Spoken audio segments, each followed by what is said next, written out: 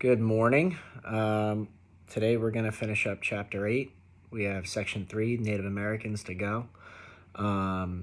We've put together these skeleton notes and put them out through teams. They go along with the chapter, and they're kind of broken down section by section, and the headings and subheadings for each section are identified on that Word document. So as I read, I'm just going to announce pretty much everything verbatim in the textbook. So as you go along with those skeleton notes, just fill in some pieces of information below each subheading. We put a couple bullets here and there that have some information to guide you to some of the more important stuff, but make sure that you guys utilize those. We'll grade those as well, but they'll really help you on the test, which, as always, they're open notes. But if you don't have notes, they could be tough. All right. Just get a little coffee.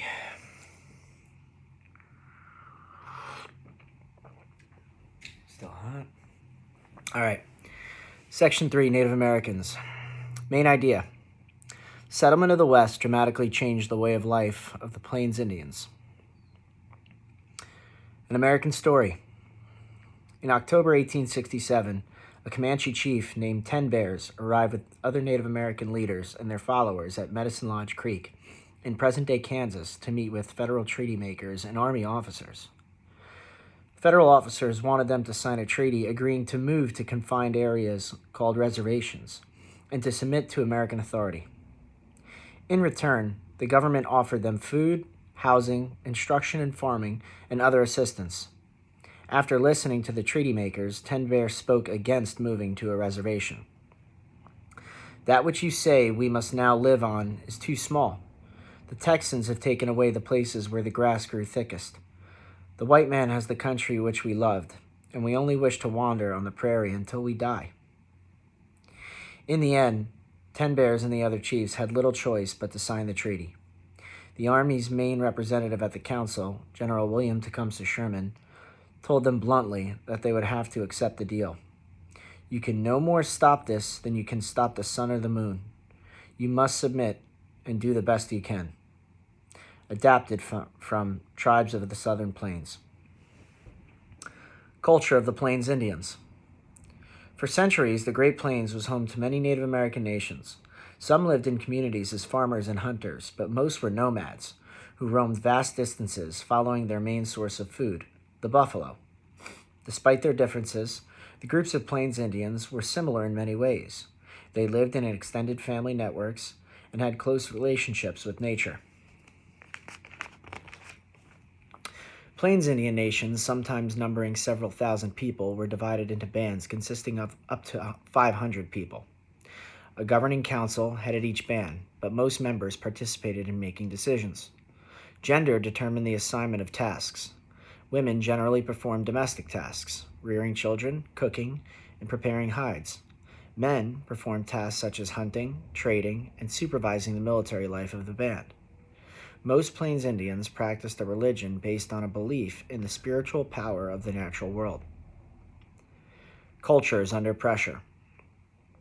As ranchers, miners, and farmers moved onto plains, they deprived many Native Americans of their hunting grounds, broke treaties guaranteeing them certain lands to the Plains Indians, and often forced them to relocate to new territory. Native Americans resisted by attacking wagon trains, stagecoaches, and ranches. Occasionally, an entire group would go to war against nearby settlers and troops. The first major clash of the Plains began in 1862 when the Sioux people in Minnesota launched a major uprising.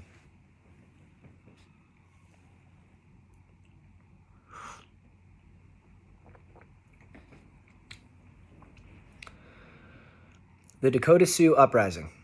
The Dakota Sioux had agreed to live on a small reservation in Minnesota. In exchange for moving to the reservation, the United States government issued annuities, or payments to reservation dwellers, at least once per year.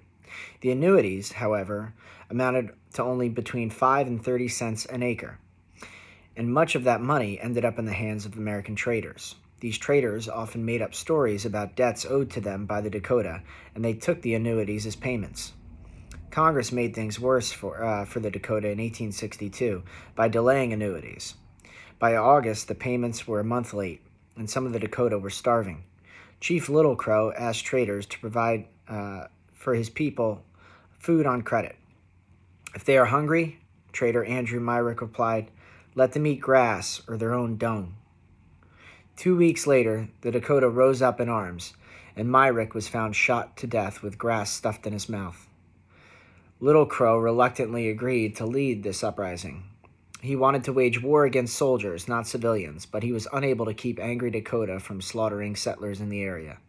Hundreds died before troops arrived from St. Paul and put down the uprising. A military tribunal sentenced 307 Dakota to death for taking part in the hostilities, but President Lincoln reviewed the evidence and reduced the number of executed to 38. Many others who fled the reservation when the troops arrived became exiles in a region that bore their name, the Dakota Territory. Lakota Sioux defend their territory.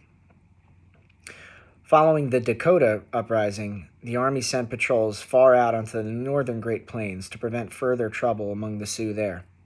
This action did more to stir up hostility than to prevent them, for it brought troops into contact with another branch of the Sioux, the nomadic Lakota, who had offered refuge to Native Americans from Minnesota. The Lakota fought hard to keep control of their hunting grounds, which extended from the Black Hills westward to the Bighorn Mountains. They had battled rival groups for this country and did not intend to let settlers have it. Leaving them were chiefs Red Cloud, Crazy Horse, and Sitting Bull. The Army suffered a stunning defeat at the hands of Red Cloud's forces in Wyoming in December 1866. Army troops were operating a fort on the Bozeman Trail, used by prospectors to reach gold mines in Montana. Crazy Horse, a religious leader as well as a war chief, lured the troops into a deadly trap. He tricked the fort's commander into sending Captain William Fetterman and about 80 soldiers out to pursue what they thought was a small raiding party. Hundreds of warriors were waiting in ambush and wiped out the entire detachment. Sand Creek. Fetterman's Massacre, as this battle came to be called, was just one example of the growing hostilities between settlers and Native Americans. Another incident, the Sand Creek Massacre, took place along the Sand Creek in eastern Colorado. In the 1860s, tensions began to rise between the Cheyenne and the Arapaho peoples and the miners who had flocked to Colorado in search of gold and silver. As the number of settlers increased, bands of Native Americans began raiding wagon trains and stealing cattle and horses from ranches. By the summer of 1864, travelers heading into Denver or the mining camps were no longer safe. Trade had come to a standstill. Dozens of ranches had been burned, and an estimated 200 settlers had been killed. The territorial governor, John Evans, ordered the Native Americans to surrender at Fort Lyon, where he said they would be given food and protection.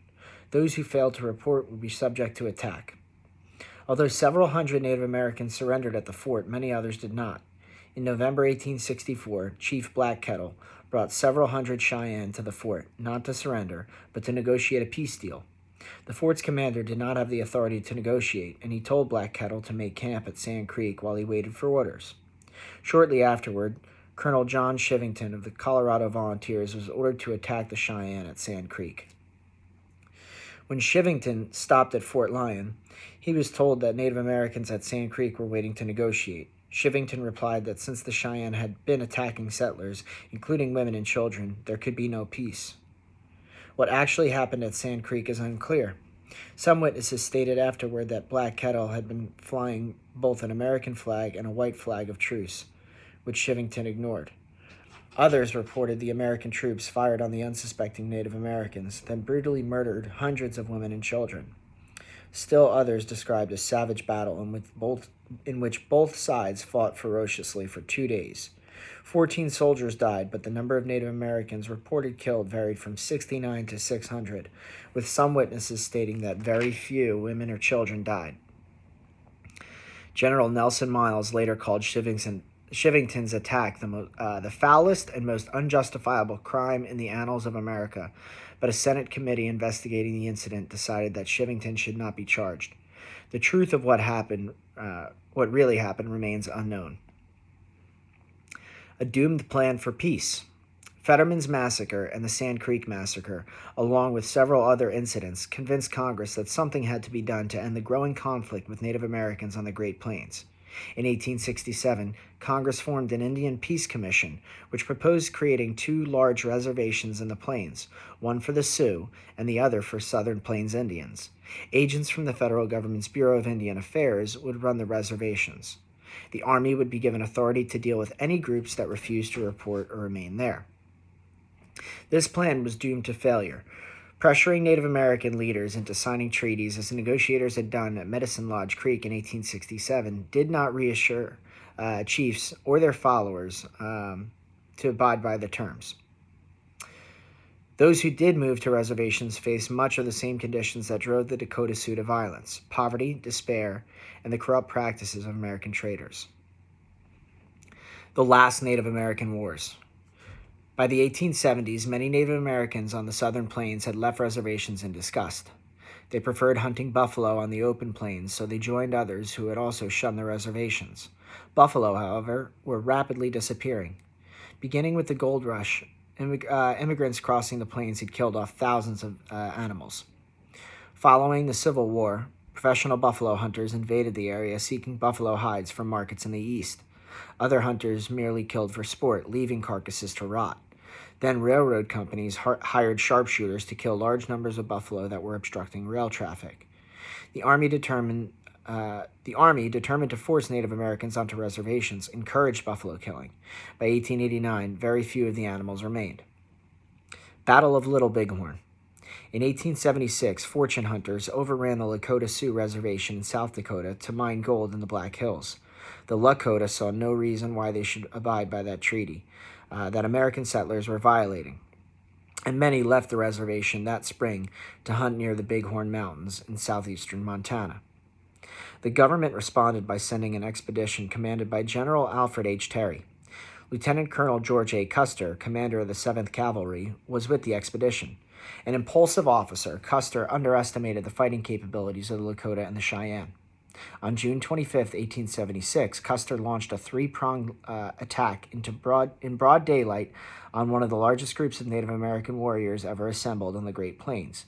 It consisted of about 2,500 Lakota and Cheyenne warriors camped along the Little Bighorn River. The Native American warriors repulsed a cavalry charge from the south. Then they turned on Custer and a detachment of about 210 soldiers and killed them all. One Lakota warrior recalled the scene afterward. The soldiers were piled on top of one another, dead, with here and there an Indian among the soldiers.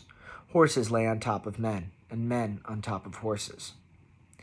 Newspapers portrayed Custer as the victim of a massacre. The Army stepped up its campaign against the Native Americans. Sitting Bull fled with followers to Canada, but the other Lakota were forced to return to the reservation and give up the Black Hills. Farther west, members of the Nez Perce, led by Chief Joseph, refused to be removed to a smaller reservation in Idaho in 1877. When the Army came to relocate them, they fled their homes and embarked on a flight more than 1,300 miles. Finally, in October 1877, Chief Joseph surrendered, and his followers were exiled to Oklahoma. His speech summarized the hopelessness of Native American causes. Our chiefs are killed, the little children are freezing to death. My people have no blankets, no food. Hear me, my chiefs, I am tired. My heart is sick and sad. From where the sun now stands, I will fight no more forever. Quoted in Bury My Heart at Wounded Knee. Tragedy at Wounded Knee. Native American resistance to federal authority finally came to a tragic end on the Lakota Sioux Reservation in 1890. Defying the orders of the government agent, the Lakota continued to perform the ghost dance, a ritual that celebrated and hoped for a day of reckoning when white settlers would disappear, the buffalo would return, and Native Americans would reunite with their deceased ancestors. The government agent blamed the latest defiance on Sitting Bull, who had returned to the reservation from Canada, and he had sent police to arrest the chief. Sitting Bull's supporters resisted the police, and the chief himself died in an exchange of gunfire. The participants of the ghost dance then fled the reservation, and the U.S. troops went after them. On December 29, 1890, As troops tried to disarm the Native Americans at Wounded Knee Creek, gunfire broke out. A deadly battle ensued, costing the lives of 25 U.S. soldiers and approximately 200 Lakota men, women, and children. Assimilation. Some Americans had long opposed the treatment of Native Americans. Author Helen Hunt Jackson described for years the broken promises and assaults on Native Americans in her books, A Century of Dishonor, published in 1881. Jackson's descriptions of events such as the massacre at Sand Creek sparked discussion, even in Congress, of better treatment of Native Americans. Some people believe that the situation would improve only if Native Americans could assimilate or be absorbed into American society as landowners and citizens. This meant breaking up reservations into individual allotments where families could become self-supporting. This policy became law in 1887 when Congress passed the Dawes Act. This act allotted to each head of household 160 acres of reservation land for farming. Single adults received 80 acres, and 40 acres were allotted for children. The land that remained after all members had received allotments would be sold to American settlers, and then the proceeds going into a trust for Native Americans. This plan failed to achieve its goals. Some Native Americans succeeded as farmers or ranchers, but many had little training or enthusiasm for either support. Like homesteaders, they often found their allotments too small to be profitable, and so they sold them. Some Native American groups had grown attached to the reservations and hated to see them transformed into homesteads for settlers as well as Native Americans. In the end, the assimilation policy proved a dismal failure. No legislation could provide a satisfactory solution to the Native American issue because there was no entirely satisfactory solution to be had. The Plains Indians were doomed because they were dependent on buffalo for food, clothing, fuel, and shelter. When the herds were wiped out, Native Americans on the plains had no way to sustain their way of life, and few were willing or able to adopt American settlers' lifestyles in place of their traditional cultures.